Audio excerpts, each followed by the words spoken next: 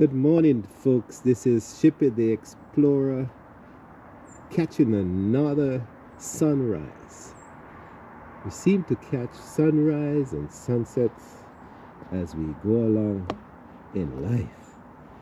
It shows the beginning of a new day, and then tonight will show the end of another day.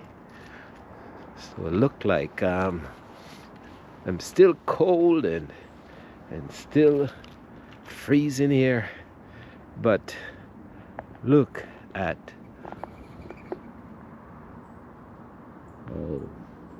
how do you keep warm, bird? Anyway, welcome to the station. Let me put my hat better so you can see I look like a decent gentleman. And welcome to this station. Hopefully I've been enjoying them and learning some getting some new information as we go along. Welcome. Trust that you're okay. Blessings of all, of a full complement of blessings to you this morning. Welcome. Let's see the sunrise again.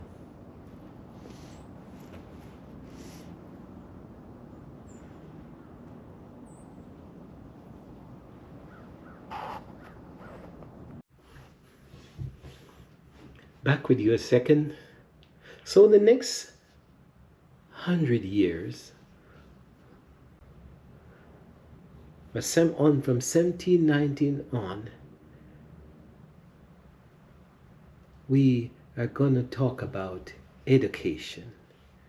Education in this experience.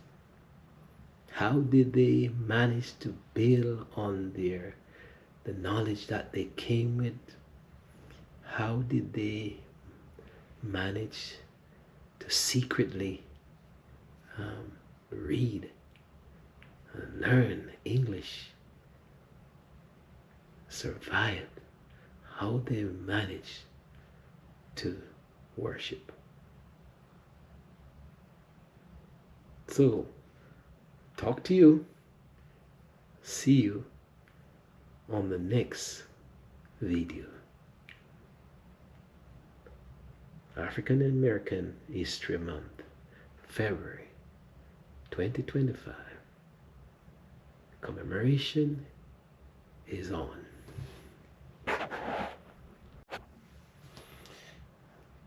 There you go again, folks. This is the tape starts here, the video starts here. Welcome to Shippy the Explorer, the educator and explorer and adventurer.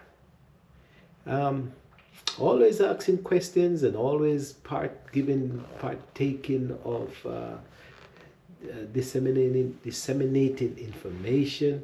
And so I hope you're liking some of these history and like, share, and subscribe, because we are in the month of commemorating the Black History Month in the year 2025.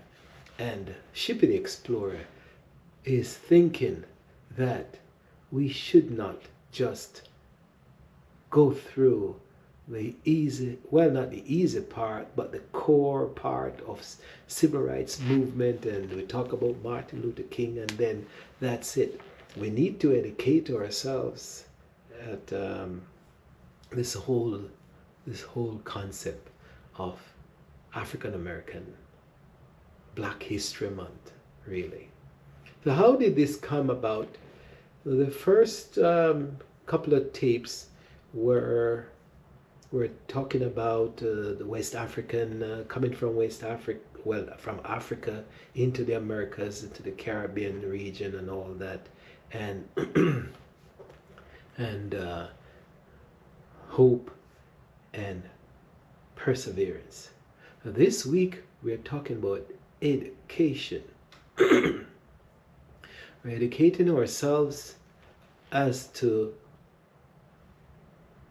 how do we how did we survive the early days of slavery, and how did we manipulate through the civil rights movement, and so now we are able to vote and express ourselves and free.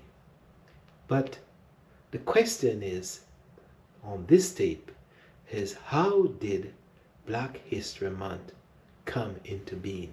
And I'm taking this verbatim from this little chapter 67 in the amazing book of Henry Louis Gates Jr., 100 Amazing Facts About the Negro. Page 266. And I'm just going to read the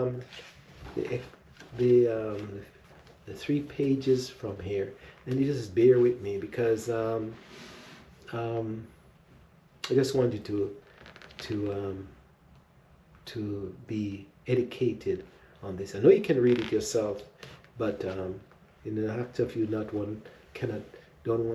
able to buy the book, nor I don't want to put it off till the next time. I just want to read it. Henry Gates, Dr. Gates wrote, he and his team wrote, the founder of Negro History Week was Dr. Carter G. Woodson. Born to former slave parents in 1875, Woodson attended high school in West Virginia, graduated from the University of Chicago with his bachelor's and master's degrees, and went on to become, in 1912, the second African American after W.E.B. Du Bois to be awarded a doctorate in history from Harvard University.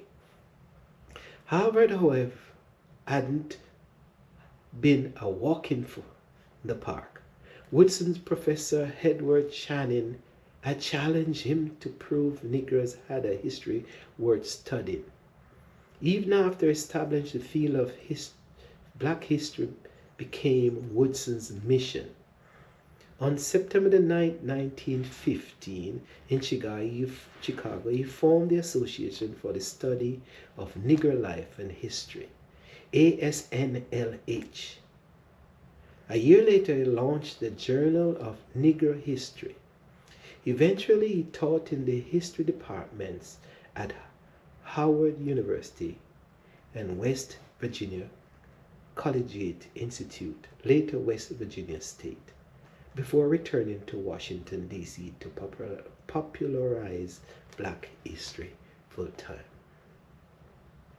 Having taught high school as well, Woodson recognized firsthand the disconnect between what elite scholars like Du Bois were generating at the university level and what teachers and students were working with in the poorest of segregated schools.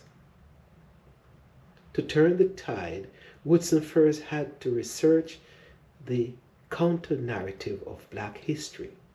The mission, as he wrote in 1922, was to study his history and to study it with the understanding that we are not, after all, an inferior people, but simply a people who have been set back, a people whose progress has been impeded. Woodson recruited a brilliant team of Black historians to the association.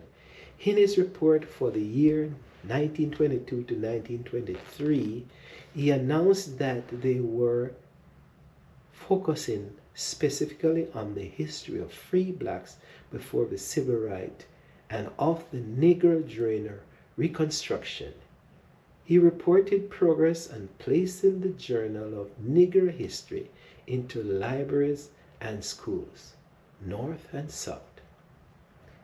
With support from the Carnegie Corporation and the Laura Spelman Rockefeller Memorial, he was building up his organization's strength The needle was moving. But Woodson was still struggling to overcome the gap between what cutting edge college and university research revealed and what was being taught in the nation's elementary and secondary schools.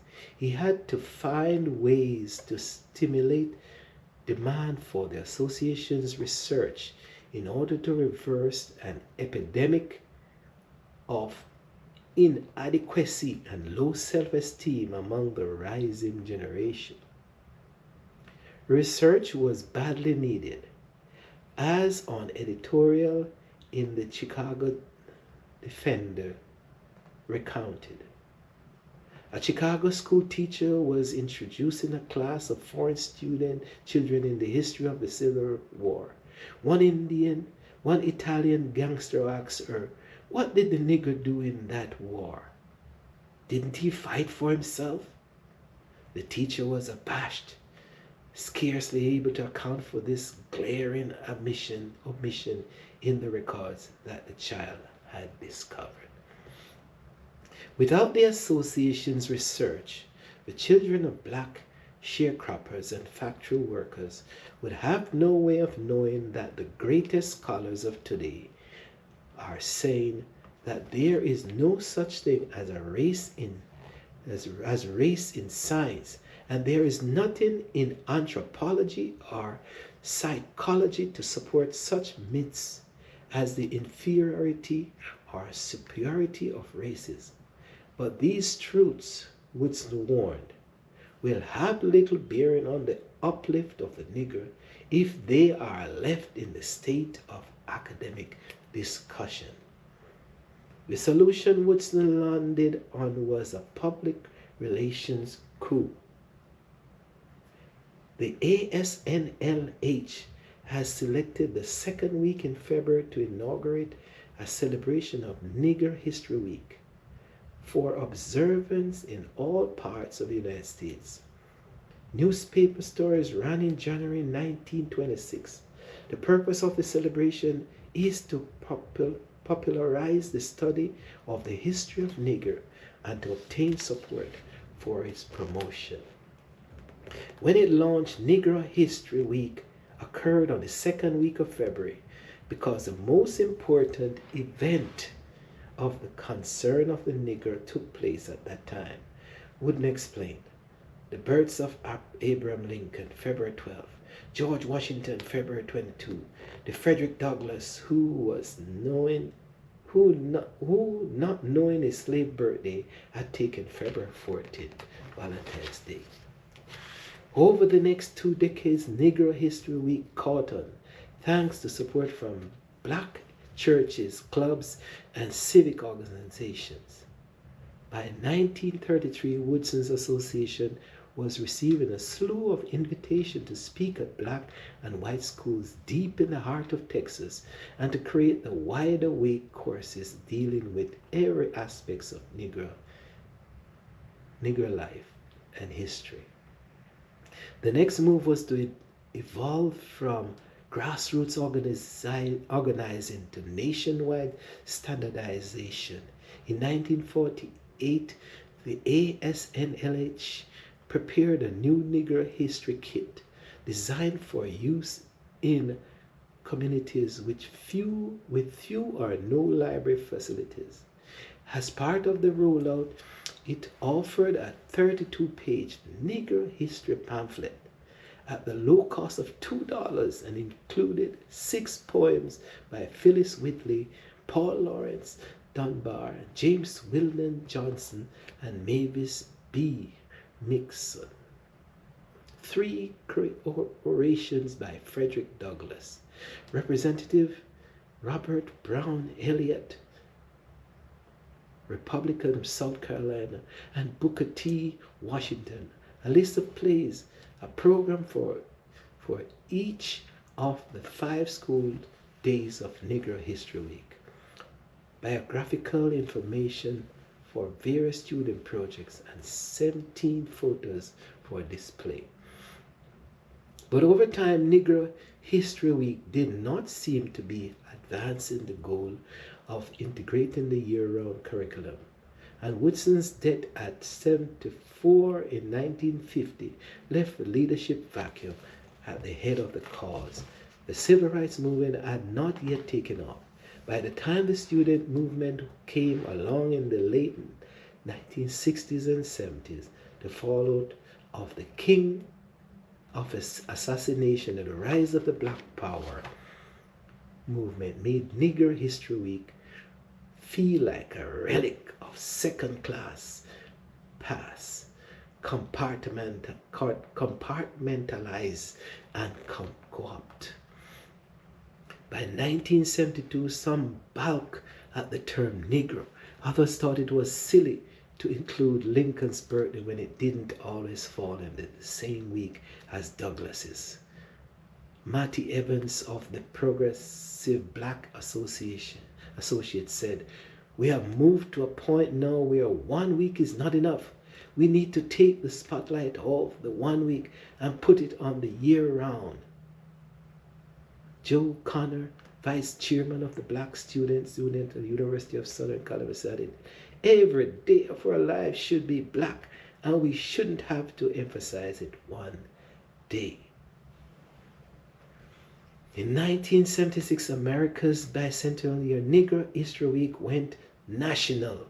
The word Negro was changed to black, and the week was stretched out to a month, with full support from President Gerald Ford. But in the years that followed, stories from the front lines of elementary, junior high, and high schools deepened skepticism among black historians. Public authorities in charge of school curricula around the country decided what was and wasn't thought. Woodson had intended Negro History Week to stimulate greater awareness, and from it a greater lobbying effort of those same public authorities. Until we achieve year-round integration of the American history curriculum in our schools, we should continue to leverage Black History Month to spotlight new research and to measure our progress in fulfilling Woodson's noble vision. A good start would be to ask the same questions that Wooden put to his readers in 1938. During Negro History Week, he wrote, "Perhaps thinking back to the great emancipation anniversary in Chicago in 1915, every nigger should ask the question as to whether his race is better off today than it was in 1865. We are free now, we content, but what is freedom?" And that's the history according to Henry Louis Gates' book.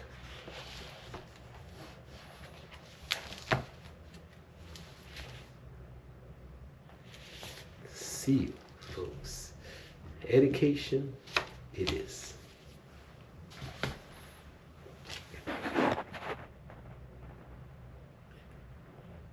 This is Shippy the Explorer saying bye for now. Stay tuned for more videos. Like, share, and subscribe. Share, subscribe, folks.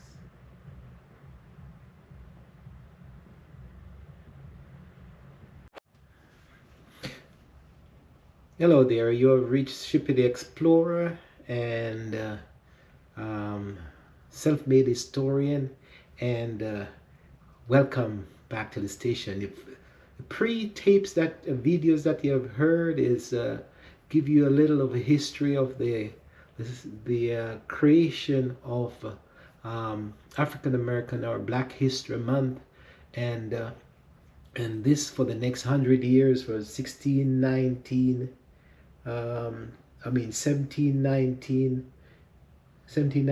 1819, or even the 1850s. I am talking about the education in conjunction with the program that we're using at the University Christian Church. And well, here we are. Education. How do we commemorate the education and the fact that the slaves started a revolution that that they were building on themselves of the knowledge that they brought from Africa, and they were determined that whatever the English or the French or the Portuguese, that what they heard around, they were determined now to communicate, and whether in writing the oral way or written way with their fellow slaves. And how did they progress? You know, I'm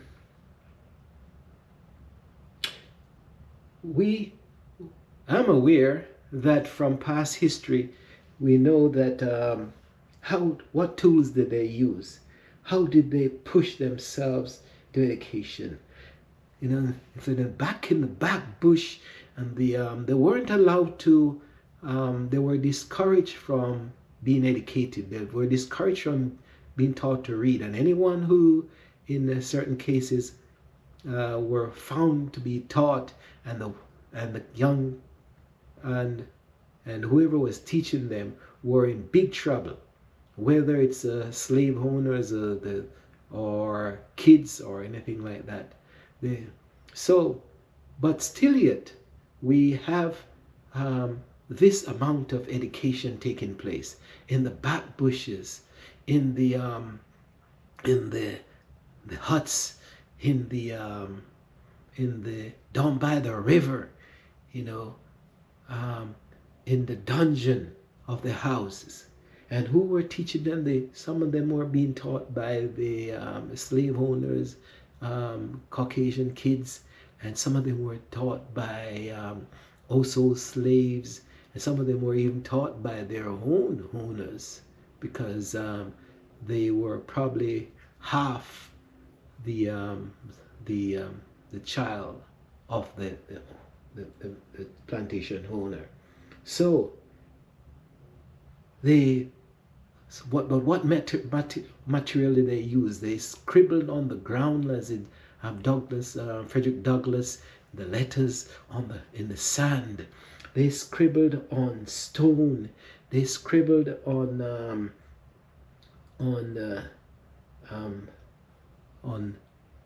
walls. They scribbled on paper if they could find it, and they were introduced in some cases to the Bible, and then the Bible became a big thing in the history of educating the folks. But here we are. A lot of people don't know this, but there was a special Bible that the slave Bible from 1800s omitted key passages that could incite rebellion. And here I read from a Google search, and it says, on display now in the Museum of the Bible in Washington, D.C. is a special exhibit centered on the Bible. On display now are the rare book center from the 1800s that was used by the British missionaries to convert and educate slaves. What's notable about this Bible is not just its rarity, but its content, or rather the lack of content. It excludes any portion of text that might inspire rebellion or liberation. Anthony Smith, Associate Curator of Bibles and Religion in America at the museum, says the first instance of this abridged version, titled Parts of the Holy Bible, selected for the use of the Negro slaves in the British West Indies Island, was published in 1807. Listen, about 90% of the Old Testament is missing. 50% of the New Testament is missing. Smith says But in other way, there are 1,189 chapters in a standard Protestant Bible. This Bible contains only 232. So that Bible exists, and it talks about slaves should obey their master and all that, and so that's what happened. Now, the one of the first but then came the push for education, and the schools started to educate. The church schools started to educate them. And one of the first schools were started by the Quakers. And in June the 28th, 1770, Quakers led by Anthony Benazet opened a school for blacks in Philadelphia. And I'm taking this information from Before the Mayflower by The History of Black America by Leroy Bennett. Page 447. So let's continue with this bit of history. How did education come about?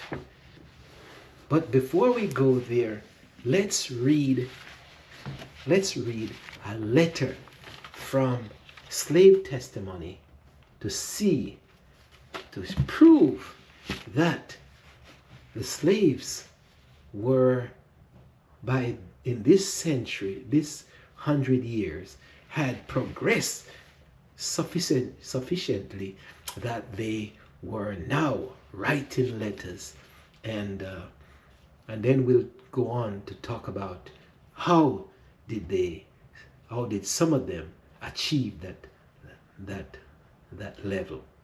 And this is a letter to the Jefferson family, and this letter was written by humble servant Hannah. Now listen to what Hannah says. This is page 14 and 15 of the slave book, slave testimony. Hannah says, Master Jefferson, I write you a few lines to let you know that your house and furniture are all safe, as I expect you will be glad to know. I heard that you did not expect to come up this fall. I was sorry to hear that you are so unwell you could not come. It grieved me many times, but I hope you have been so blessed in this that you consider it was God that done it and no other one. We all ought to be thankful for what we have done for us. We ought to serve and obey his commandments, that you may set to win the prize and after glory run. Master, I do not know that my ignorant letter will be much encouragement to you, as knows I am poor ignorant creature. These leaves us all well. Adio, I'm your humble servant, Anna. So by 1818, some people, a lot of them were writing. They were writing. So they were taking the education and learning to read and write, whether secretly or not. So who was pushing that education mainly? And we want to take that a little reading from the book Mayflower, Before the Mayflower, by Leroy, page 82 to 83. And I just want to read this to give you an understanding that churches were at the forefront of this now. Men and women made in Allen's image dominated the second phase of the Black Pioneer period, creating a tier of independent black churches that spanned the North. In 1821, leading black Methodist James Varick in particular organized another national organization, the African Methodist Episcopal Zion Church. By 1830, there were black churches of almost every conceivable description, including an Ethiopian Church of Jesus Christ in Savannah, Georgia, and a Black Dutch Reformed Church in New York City. On the foundation of these churches rose a third tier of social and fraternal organizations.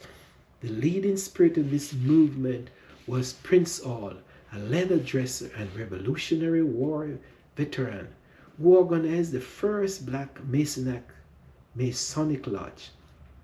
Like Richard Allen, like Absalom Jones, like all the leaders of the period, Prince Hall tried first to enter white American institutions.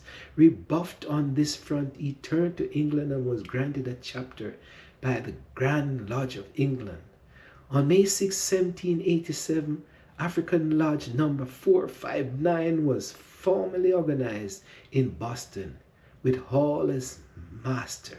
In 1797, Hall helped organize lodges in Philadelphia and Providence, Rhode Island, thereby becoming a pioneer in the development of black interstate organizations. While Hall and other leaders were pressing forward on this level, they were at the same time creating a fourth tier of black American structure, the perennial movement for equal rights. From the beginning, that movement was based on internal development and external protest. In succeeding years, different protest leaders would emphasize different dimensions of this concept. Booker T. Washington, for example, would make an artificial distinction between external protest and internal development. But in the beginning, black leaders articulated a total concept involving a double and reciprocal struggle for black development and against wide restrictions on that development. True to their rhetoric, these leaders founded black schools and organized the social capital of the community. A major leader in this effort was in so many others as Richard Allen, who opened a day school for children and a night school for adults in Bethel AME Church in Philadelphia. In Boston in the same decade, Prince Hall opened a school for black children in his home. This movement was supported by Quakers like Anthony Benazet, who organized a black school in Philadelphia, and the New York Manumission Society, which organized the famous free African schools of North New York City.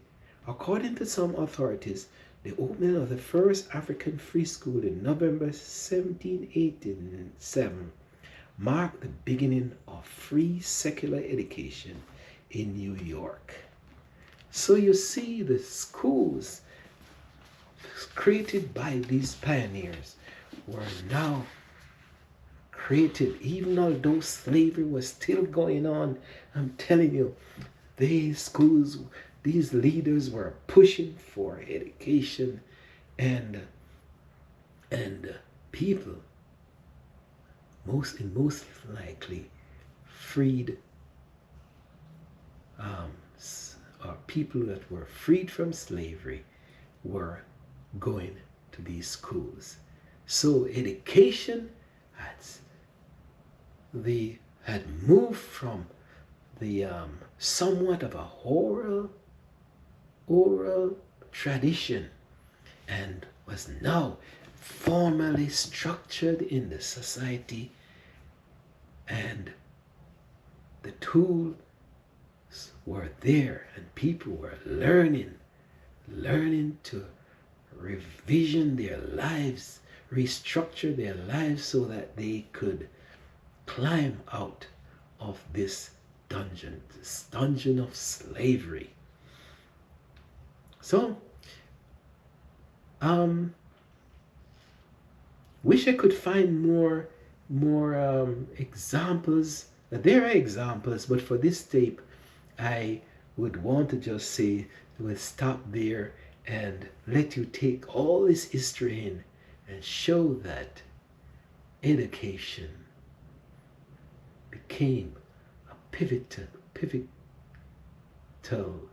um, uh, instrument in propagating and improving the lives of people, the slaves, as they were called back then, or freed people back then. But remind you that the churches were at the forefront and the core of all of this. This is Shippy the Explorer talking to you about African American Black History Month, African American Month, or Black History Month in America. But next week we move on to a next topic to show the next 100 years of what's happening, whether it is the antebellum period or the